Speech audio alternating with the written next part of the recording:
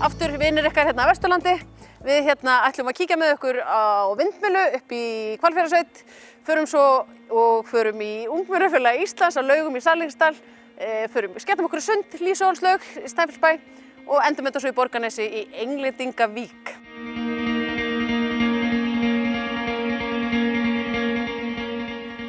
En við ætlum að byrja hérna í Belgsholti og þó það sé nú ekki vindur í dag að þá hérna stórmerkileg vindmylla. Halla ætlar að segja okkur allt það. Flestir láta sér nægja að blóta veðrinu þegar vindurinn blæs, en ekki öll okkar. Hann Halli í Belgsholti mikill hugsuður og svo tækifæri í þessari vannýttu auðlind sem rokið Hann sagði okkur upp og ofan að þeirri vegferð sem hefur ekki gengið þrautalust fyrir sig. Hvernig stendur á þessum greip hér sem við horfum á?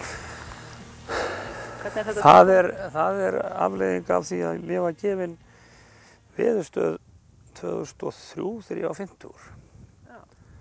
Og hún safnar öllum gögnum í tölvu og svo 2007 þá fer ég að taka þetta saman, skoða og fannst vera ansi oft vindur. Svo ég tek saman nokkur ár og sendi til Orkustofnunar og það fer til Orkusetursins á Akureyri og þeir skoða þessu gögn og þá ég komið með þessa hugmynd hvort að það væri ástæða til að setja upp svona einhverja vindmyllu hérna, 25-30 kW sem að passar mestalítið fyrir búið og þeim leist vel á þessi gögn og hvöttu mig eiginlega til þess og bentu mér á svona ýmsar útfærslur af vindmyllum og mæltu sérstaklega með þessari frá Hannevind í Svíþjóð. Málið það að þessir aðilar sem að framleiða þetta, þeir að keppa við svona simpilar sem ég kalla myllur, einfaldar. Þannig að þeir að greinilega nota og lélegan búnað. Og á fyrsta árinu, eða hún var sett í gang 9. júlí 2011, en í 29. nóvember sama ár, þá gerir þetta mikið vind hérna. Og í staðinn fyrir að snúa sér í 90 gráður undan og stoppa, þá snýr hún sér í 180 gráður og með tengingu á mótorinn, rafmagnstengingu. Hún á að aftengja sig. Þannig að hún notaði straum frá kerfinu frá mér til þess að snúa mótornum áfram.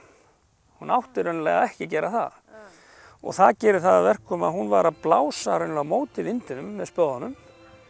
Og þá kemur náttúrulega ekstra álag á það og þannig að það flagna 2 spaðar sundur og þeytast hérna 60 metra í burtu og einn eftir og hún keyrir sig áfram á þessum með þennan eina spaða og hristir sig bara niður og endar til að hausinn flýgur bara í jörðina, það niður fyrir neðan.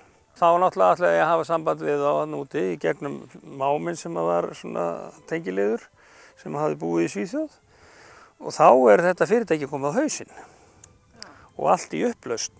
Þannig að ég fekk enga þjónustu þar og þá var annaðhvort að bara afskrifa þetta eða hugsa þetta upp á nýtt. Svo ég tók hérna spaðana og tók brotin á spjóðunum og sendi á norður á Akureyri til Seglu. Þeir röðuðu saman brotunum og smíðuðu mót af þessu og steyptu fyrir mig nýja spaða. Og þá þurfum við að fara alveg í gegnum þetta allt saman og við endurnýjum allan stýribúnað, setjum alveg nýjan stýribúnað. Og ég fæ stráka sem eru að vinna hjá Raftogn á Akureyri, þetta allt á Akureyri. Fekk þá til þess að fara í forritun og velja stjórnbúnað. Og svo tók þetta náttúrulega dálítið mikinn tíma að þróa þennan stýribúnað og þróa þessa stýringu og eftir hún fer upp eftir þetta fyrsta að þá brotna framan af öllum spöðunum af því að þeir voru raunilega ekki með réttu efni. Og svo eftir það þá förum við að þróa eða leita betur upplýsingar hvaða efni á að nota og þá þarf að nota mikið af langtrefjum í þetta sem var ekki gert. Þannig að við smíðum nýja spaða og svo þegar það var búið og allt farið að ganga aftur, þá brotnar boltar sem festa spöðunum. Þá eru þeir ekki nógu sterkir. Þeir eru ekki nógu sterkir fyrir svona sterkar spaða. Já, þannig að þetta hefur bara ekki verið alveg nægilega þróa, en það var þetta nýkomið á markaðinn. Svo í fyrra, þá þetta allt í lagi, en þá rörið sem gengur inn í spaðan, þá var það ekki nógu sterkt upp við flansana sem festast við hausinn. Þannig að ég var að taka spaðana alla niður og smíða einn nýjan enn aftur og styrkja alla fyrsta partinn á stað inn í tregðaplastið. Og nú það allt komið. Sterkustu spaðar á... Já, en það sem aðinni núna, og svo hefur verið svolítið að angra okkur því að ég setti í hana nýjan bremsubúnað, bremsudælur úr Subaru 1800 frá 1988. Við hefum bent á það því það verið bestu dælunar og þær voru með handbremsu í dælunni. Og þetta mjög góður búnaður en það bara, við vorum með aðeins vandamál sem við erum búin að finna út núna. Það var stundum að slá út stýrikerfið, út af sambandsleysi milli á internetkapli frá töfluskápnum og upp. En við erum búin að finna út af hverju það var og það var komið í lag. En við það var hún alltaf að setja sig í bremsur. Því að leið og gerist eitthvað sem ekki á að gerast, þá fer hún í neyðarstöðu. Hvað hún hérna stór? Hvað framleiðir hún? Hún getur framleitt 30 kW ef hún nær fullum afköstum. En ég hef nú ekki látið hann að keyra svo hátt. Ég hef látið hann að snúa sér undan við svona 25 kW. Bara til þess að þá ég farin að selja rafmagn. Þetta fyrsta sem þetta tengd inn á? Já, þetta fyrsta vindmylla sem tengd inn á dreifikerfið á Íslandi. Allavega margir verið hræddir að fara á stað eftir þessa ógöngur hjá mér. Og ég hef hvatt menn til að bíða og sjá. En það eru náttúrulega komna núna, það eru fyrirtæki í Frakklandi sem að fara að framleiða myllur sem eru 25 kW. Og það örugglega búið að þróa það töluvert, Já, þannig að þetta kannski eftir að aukast. Já, ég á nú frekar von á því, Öll börn ættu að hafa aðgang að sveit, eða það finnst allavega þeirri sem þetta les. Á Laugum í Sælingsdal rekur Ungmennafélag Íslands ungmenna- og tómstundabúðir þar sem heilu bekkirnir koma og dvelja við leik og störf í fallegum fjallasal. Hvað þið að gera hérna á Laugum? Við með ungmennabúð fyrir 9. bekki krakka, koma hérna mánudag til föstudags í alls konar leikjum og störfum, svona lífslækni tema. Eru þetta 9. bekkingar allstaðar af landinu eða? Í raun og veru, já, koma alveg frá Höfn í Hornafjörðu og svo alveg flesti úr Reykjavík sjálfsögðu, en allir yfir á Skagaströnd. Yfir á Skagaströndina, já. Við hefa mjög breiðan námskeiðsflóra sem samt tengt saman svona að við helst í hver einasta námskeið geta vitna í hinni námskeiðina og sagt þetta hafa ég lært í þessi námskeið og þetta gerir ég hérna. En á manni hvað ég gera hérna síðast og það þarf ég að nota núna í þessi. Við erum með rosalega mikið útivist orðin. Anna Margrét sem forstöðumaður að skrifa masterskriftgerð, tók viðtal við krakkar sem hefði komið fyrir ár síðan. Og það sem stóð upp úr hjá allir þeim var útivistin. Så vi hugsaði bara, þá erum við að gera meira útivist. Så í staði þess að fara í rútiferð út á Sveitabæ og Erbstað og Stóra Vatnshorn og Eiríksstað fór við á. En þá við núna að lappa yfir hólana hérna og yfir á næsta bæ sem heitir Hóla. En að heimsækja Rebekku sem það. Og búin að byggja upp lítið dýragarði hérna heima hjá sig. Þannig að það fer við svona gönguferði og það taka svona 3 klukkutíma fram og tilbaka með heimsóknin hjá hana. Já, og þeir lappið bara beint yfir? Yes. Nú duttum við beint inn í svokallaðan, sirkustíma hjá ykkur. Já. En það eitthvað dýpri hugsun þar á bakvið?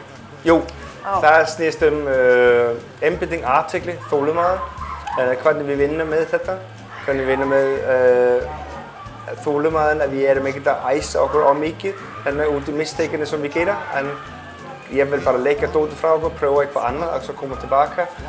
Einbeitingin, reyna að byggja hann upp svona að við setna geta nota hann bæði í hinni námskeiðinu og líka þegar við koma heim. Hvernig hefur gengið svona að kenna þeim? í þessu viku almennt séð. Já, bara almennt? Almennt séð vel, það gengur rosalega vel hérna. En námskeiðin sem ég með núna sem er búin að þróast í gegnum 11 ár og orðin rosalega mikið reynd efni sem í þessu námskeiðina. Það kemur smá breytingar hver einasta ár, unglingar breytast líka sjálfsög. En annars så við með mjög fastan ramma sem við keyra og sem virkar. Og hvernig byggist upp vikan? Er þetta nám eða bara, er þetta nám í gegnum skemmtun aðalega? Hvernig byggið upp daginn? Nú eru þið hérna allan sólarhringinn, eða ekki? Við byrjum mánudaginn þegar þið koma og svolítið fræðslu vikan sem þið að fara út í, staðið hérna líka og svo það einn leikjatími niður í íþróttahúsi sem bara alveg sprengingur.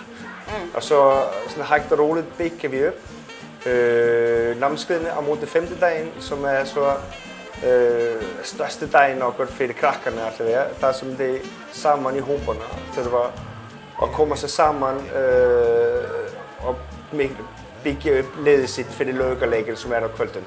Þið hafa svona 1,5 klukkutíma til 2 klukkutíma þar sem þið bara hópan krakkarnir saman. Engin leiðbeinandi, engin fullorðin fólk sem að skipta sig af og þið verða að klára ýmsum verkefni sem þið þurfa að koma með á kvöldin á laugaleikina sem við kallum.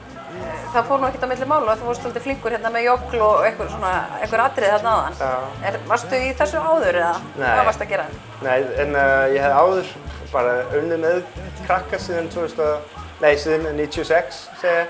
Þannig ég fyrst í Danmarkur með leikskóla og svona frís tómstundaheimili og svo eftir ég kom til Ísland hérna hef verið að kenna í Fjærbraut og í grunnskólan á Akranesi og svo kom ég hingað.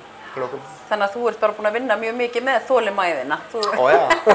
Búin að stúdera hana mjög mikið. Já, klart. Hvað er skemmtilegast við þetta starf? Þetta? Já. Þetta eins og með tíman áðan, bara þessi smá sigur sem mann fá hjá krakkarna alltaf. Þessi gleðin sem koma í börninu. Þetta bara að gefa mér persónulega svo rosalega mikið.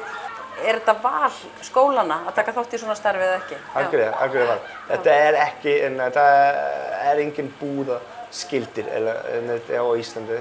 Nei. En það til í Norge svona og við sjálfsögðu vonast til þess að einhvern veginn man getur skrúa upp að liðið hérna af því kennararnir sem koma hingað og annað fólk sem hefur verið innan búðinu hérna allir búin að segja hvað svo mikilvægt það fyrir krakkarna að koma svona vikur í burtu það sem bara mann fá að kopla bara að vera sjálfa sig og gera alls konar svona öðruvísi hlutir. Já, með allt þetta jákvætt mat sem við höfum fengið í gegnum þessi 10-11 ár. Núna má ég segja já, það gerast kraftaverk á þessi 4 dögum með mörgu krakkarnir sem koma. Ég hef hitt bæði frá kennara og líka frá krakkar sem hef komið hingað áður hvað ég hef talað í mörg ár eftir að vera komið hérna á lögum hvað svo gaman það hefur verið.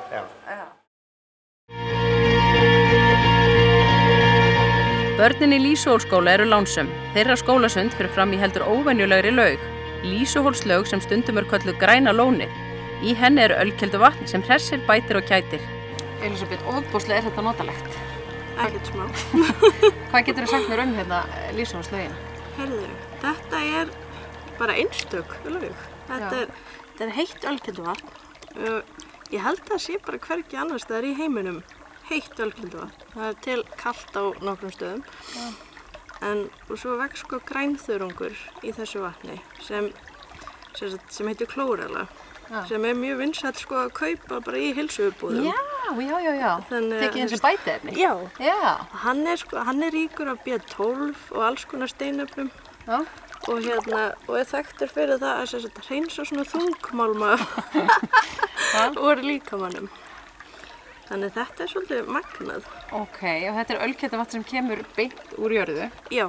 Og hvernig ölkeldu vatni? Það þetta svolítið eins og sódavatn. Já, hálfsýrt. Já, og nema það þetta nú náttúrulega, þetta svo járnríkt, þannig að það alveg svolítið járnbragð af þessu. En þetta meinholt, Já, og hvað þessi laug búin að vera hérna lengi? Hérna hefur hún verið síðan heldur 1980-81. Þá var sem sagt þessi laug byggð. En sko áður þá var hún, ef maður fer aðeins lengra inn að vestur, þá var hún þar bara svona á árbakkanum eiginlega. Já, þar kemur líka heitt vatn eða var því bara hafa leitt áfram? Það er leitt áfram hingað. Þannig að... Og Lýsholtslaugin er samansett úr hvað er þetta, 12,5 metrar hérna, eða ekki? Þetta eru 16. 16 metrar, hvernig læt ég þetta? Og þessi 2 pottar hér? Já, það er þessi er bara nokkur ára gamall. Svo er annar eldri hérna hinum megin. Og hvernig er það? Nú er þetta notað sem skólasund, nú er skóli hérna á Lýsholti. Já. Og hvað er hún notið meira? Heyrðu, það er skólasundið og svo er þetta í rauninni bara ferðaþjónustu svona attraction á sumrin. Þannig er alveg orðin freka vinsæl. Opið almenningi? Já. Og þetta er eins og sagðir áðan eina sinna tegundar á landinu og ég bæli heim. Já. Með heitu ölkindamætti. Finnst fólki ekkert skrítið að koma honi svona hérna, nú er lífríkið, þú varst að segja grænþörungur, þessi klórela, hérna, hreinsar þetta alveg, er þetta? Já, þetta hefur alveg verið mælt og svona, þetta heldur sem sagt öllum þessum vondu gerlum alveg niðri, sko. Það er náttúrulega sýrensli líka, sem náttúrulega verður að vera í svona klórlausu. Já, það er náttúrulega, það er engin klór. Já, það er alveg magnað. Já. Við hittum hérna krakkan áðan og þau voru að segja að það er þetta að kafa með opin augun og svíður ekki neitt og þetta hlýtur að vera gott fyrir yngstu þegar það er að læra. Svo finnum að það er svo sleipt að maður er hérna rifandræði með að tolla á sínum stað hérna. Krakkar, þið eru í 1. til 5. bekk hérna í Lýsholtsskóla og eruð að læra sund hérna í lauginni. Er ekkert skrítið að vera í svona ölkelduvatni? Það er ekki bara skrítið að vera sund í ölkelduvatni. Það er eiginlega bara miklu betur en klór, sko. Af hverju er það betur en klór? Út af því að ef maður hefur opin augun í vatni þá svíður maður ekki. En botnin er svolítið sleipur. Já, það er enda mjög þægilegt þegar maður er að spilla sér sem í sundi. Þá er það þægilegt. Þá er þetta aldrei, en já. Bítu við, hvað kemur að með þarna? Hvar náður í þetta? Í botnum. Í botnum? Út í horni? Nei, það er þarna í botnum. Viltu sýna okkur þetta? Svona er í laugin okkar. Þannig að þið farið í svona drullukast stundum, Hvað er skemmtilegast að gera í sundinu? Já, drullukast. Frjálsutíminn? Já, þá náttúrulega getur maður líka verið í drullukasti. Má ég sjá ykkur synda eina ferð yfir? Já. Hei, ertu það svona eða svona? Bara hérna yfir? Þið eru ekkert að lenda í að fá ferðamenn sem henda sér hérna út í svellkaldir og rjúka upp aftur þegar það er allir meðvitaður hvað er...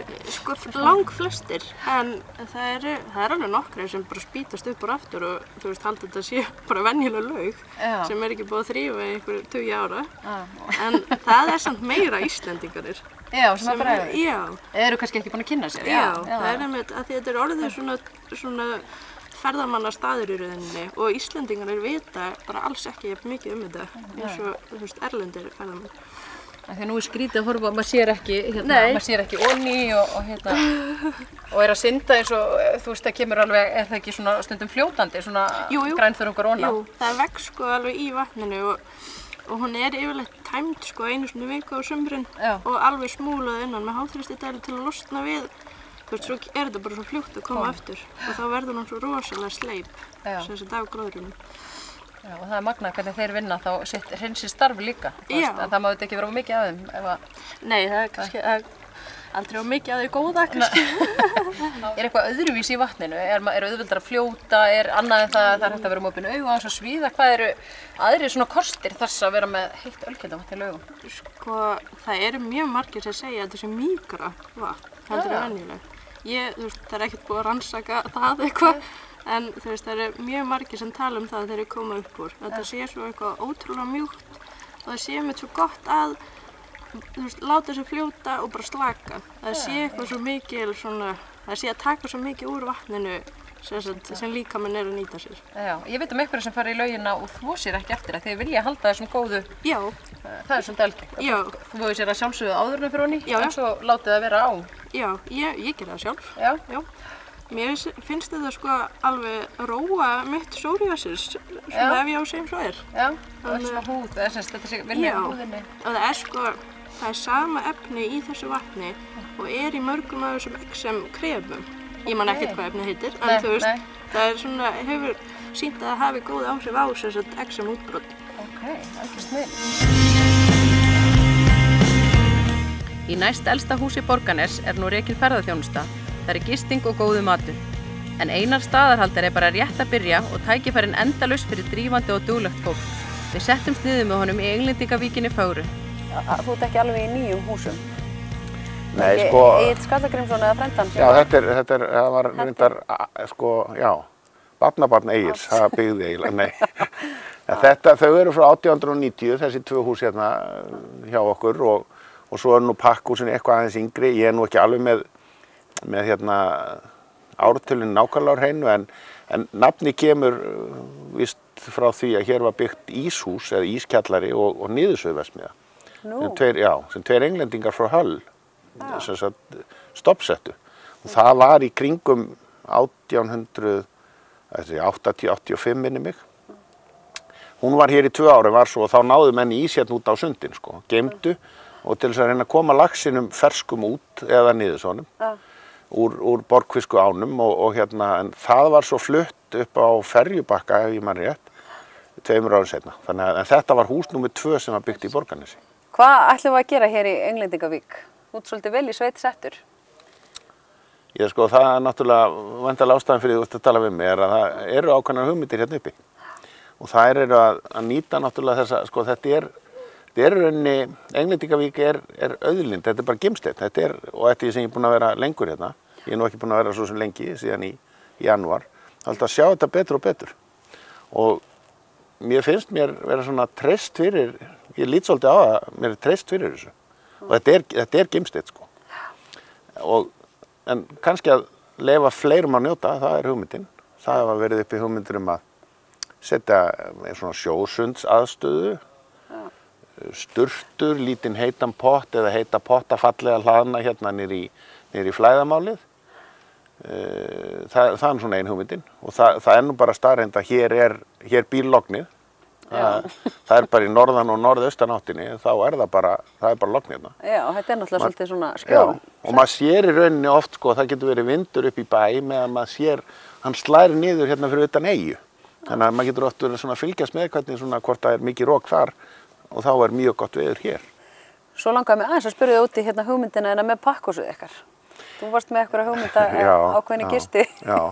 Gisti afþreyingu. Já, það er Sko, útlendingar eru líka að leita, þeir eru ekki að leita bara rúmi, sko. Þeir eru að leita einhverju svona, á útlenskunni authentic, sko, einhverju svona sérstöku. Og það er til dæmis mjög margir sem átta sig á því að húsið hérna heimagistingin er frá 1890 og það braka gólfin og það er hljóðbært. Og það heyrist og þetta er gamalt, sko. Það er fólki mjög ánægt með það. Og ein hugmyndin hefur verið að sækja og fá leyfi fyrir svona baðstofugistingu hérna og hafa þetta svona sem hostel, hafa þetta ódýragistingu en hafa hana svona í þessum stíl með svona útskornum höfðafjölum og lokrekkjum og einhverju svoleið sko. Þannig að það er nú svona draumurinn sko. Hvað finnst þér skemmtilegast við hérna þennan brasa? Já, nú er það bara kannski fólk í rauninni og það ef þú hefur ekki gaman af fólki, gerði eitthvað annað. Það er náttúrulega alveg grundvallaratriði, sko.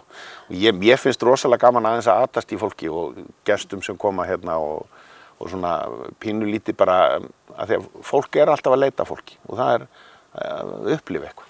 Það er ekki, fólk kemur ekki hvorki á veitingastæðin eða í gistinguna bara til þess að sofa og bara til þess að fylla magann, sko. Þá er það náttúrulega bara í bónus eða nettó, sko. Það er að upplifa og við þurfum svolítið að fara og við erum svo sem að gera það víða, sko, mjög sniðuga hluti. En við þurfum aðeins að hugsa okkur með það. Þannig að þú ert bara rétt að byrja, eða þið? Rétt að byrja þetta í Englendingavíkinni? Já, við verðum bara með á sumri, verðum með meira mörkuðum og skottsölum og skransölum og tónleikum. Við verðum með þessa pakkhústónleika hérna. En það er ég með sérstaka viðburðarstjóra, það er nú ekki svo sem, það er manneskja í því. Nei, það er Margrét Rósa. Sem rekur iðn og er hérna eigandinn hérna sko. Hún er viðburðarstjóri fyrirtækisins sko. Og er náttúrulega, ég er náttúrulega barbari sko, ég er ekki mikill menningarmaður. En hún sér það sko. Þú ert nú með einhverjar fleiri hugmyndir hérna til þess að virkja þennan stað frekar? Já sko, það er náttúrulega, það hafa verið hugmyndir það í fyrsta lagi að vera kannski með gamlan bát hérna, bara til þess að búa til eitthvað að horfa á. Og svo hefur verið hugmyndir það að skoða það að fá leyfi til þess að lýsa upp Hamari hérna megin við og búa til og þá koma svona kontrastar í svona í myrkrinu sko. Og svo jafnvel að fá listamann til þess að klappa út og svona ígjað andlit sem að allir sjá í klettum sko. Það er að búa til og þá getur verið eitthvað svona, hvað finnur mörg andlit skilur, það er hægt að leika sig með þetta sko. Svo er náttúrulega það sem að ég er mjög hrifin af og það er að fá að setja út, sko litla brákarey hérna fyrir utan, er þetta vernduð en að fá að setja út myndavél, vefmyndavél með mynd hérna upp á ströndinu og af fuglalífinu og horfa á þetta æðurinn hérna á vorin að úa og þetta er bara uník og bara sjá, er flóðið að fjara og horfa á álinn koma inn, þetta er bara einstakt sko.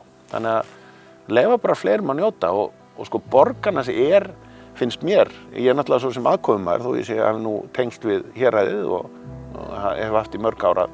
Borgarnes hefur alveg ótrúlega strandlengju og það ásvöldið að nýta hana. Það á svona miðlenni. Já, og fá fólk, ég held að sé 3 eða 4% af túristum eru til þess fuglaskoðarar og það er bara fólki sem og það bara kemur og er í 4 daga á sama stað til þess að bara taka mynd af einu fugli þannig að bara aðeins að fara ekki endilega verið í þessum masstúrisma, ekki bara sko, heldur fara svona að finna holurnar.